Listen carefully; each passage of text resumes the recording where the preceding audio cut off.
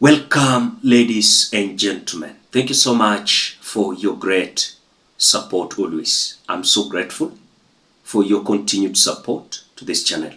Thank you so much, ladies and gentlemen. Now, as we speak, things are not good on the side of Margaret NDUTA. She was arrested in Vietnam and jailed for some, I think, 1 year. This story came just the other day when she was said to be killed on Monday. But now, despite of the effort of the Kenyan government to intervene on her behalf in Vietnam, new details are now emerging that it is not for the first time she has been arrested because of this story of drug trafficking. More details are now emerging that she was sometimes back arrested and jailed in Ghana. And there is some connections herself with some individuals in Nigeria. Now, when details are now emerging, and at that time NDUTA was getting out of this country. Remember, it is not today, last week or last month.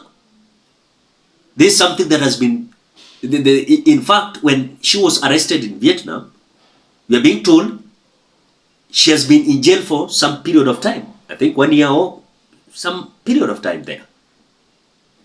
So when details are now emerging that NDUTA was to be rescued by the government of Kenya, yet we are being told that it is not for the first time she is being arrested and jailed, that sometimes back she was arrested and jailed in Ghana and is having some connection with some individuals who are also doing the same job, but they are somewhere in Nigeria.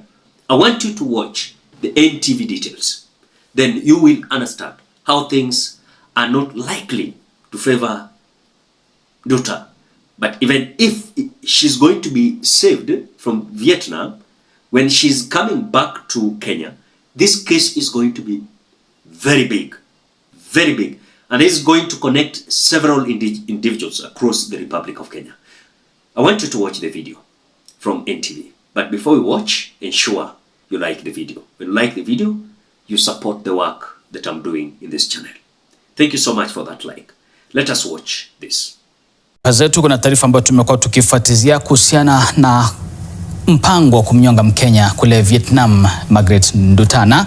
Hatima yake imebakia gizani, huku familia na Wakenya wote kwa ujumla wasijue kama NDUTA yuko hai au tayari aliuawa. Kutokana na taarifa hii, upekuzi NTV imepata madai mapya kutoka nchini Hong Kong kutoka kwa mhubiri mmoja anayedai kwamba alipata fununu ya maelezo ya kuwa si mara ya kwanza NDUTA amepatikana na hatia kama hiyo, ila kwa njia ya kushurutishwa. Je, mtenda huu wa wanaowashurutisha waathiriwa katika ulanguzi wa mihadarati ni akina nani?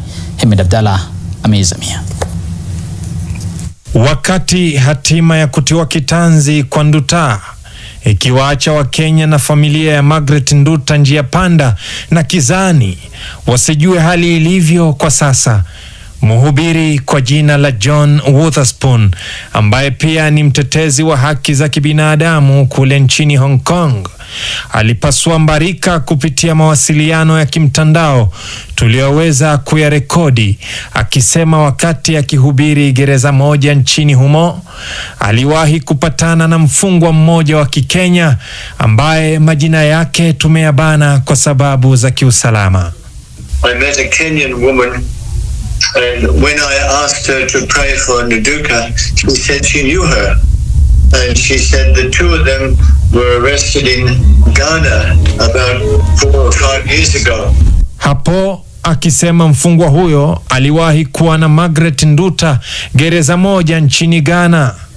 Na katika hali hiyo, mhubiri huyo alipata ujumbe wa barua kutoka kwa mfungwa huyo ulio na masimulizi ya kutisha, akisema anamjua Nduta kutoka alipokuwa na yeye gereza moja kule taifa la Ghana kwa hatia sawa ya ulanguzi wa mihadarati.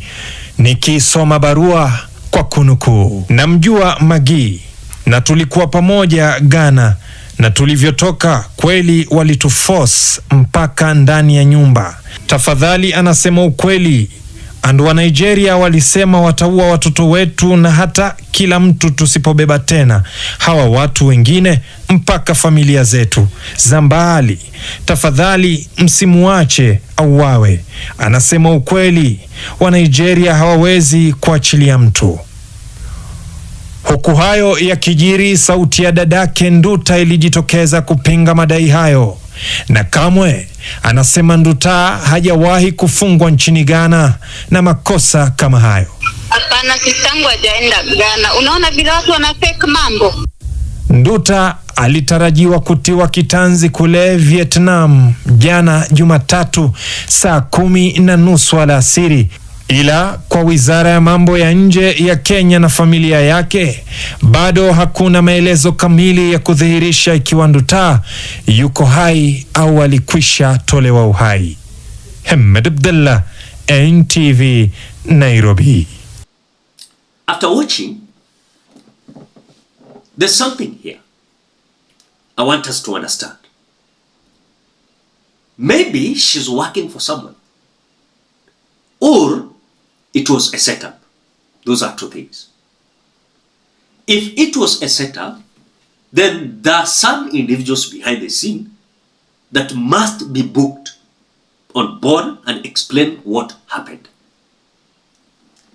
If it is not a setup, then she is part of the drug barons. Then lazima kuna wadosi chini ya maji. And who are these individuals? It is the time for Margaret NDUTA to come and reveal. If luckily, God willing, she's going to come back in this country. But where I'm sitting here, remember, Vietnam is not just a country the way you see it. Remember, Vietnam is not even in UN. Vietnam is not even in any group. You know, for example, look at Kenya is in East African Community. You know, Kenya is in African Union. You know, but when you look at Vietnam, does not belong to any union. That country is just independent like that. So even intervening on behalf of certain citizens, it is not easy. And they usually have their rules, and their rules are permanent. And they usually follow the law according to what they have stipulated in their constitution. If it is about death penalty, that is it. So the issue of Margaret NDUTA, I don't want to insinuate a lot of things which I don't know. But what I heard today about the NTV, that new details are now emerging, forced me to analyze this video. But I'm telling you, there's something behind the scene that this story is having a lot of issues. That if you are not careful, several individuals are going to be connected with these stories.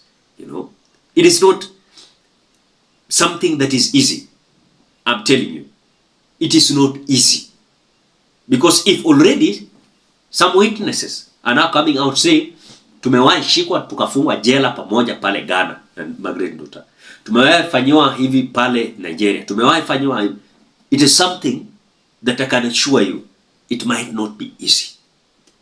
Then also the family, and of course wazazi lazima wakuja waseme, msichana yetu amekuwa akifanya kazi hii na hii na hii na hii, na tunajua anafanya hii na hii, ni legit. Kama si hivyo, then Margaret NDUTA alikuwa anafanya kazi lakini wazazi hawaelewi na familia yake hawaelewi ni nini anafanya. So it is not going to be easy. What do you think? Drop your opinion at the comment section below. Otherwise, thank you so much because of your great support. Please consider subscribing, liking, commenting, and sharing this video. Bye bye till we meet in another video.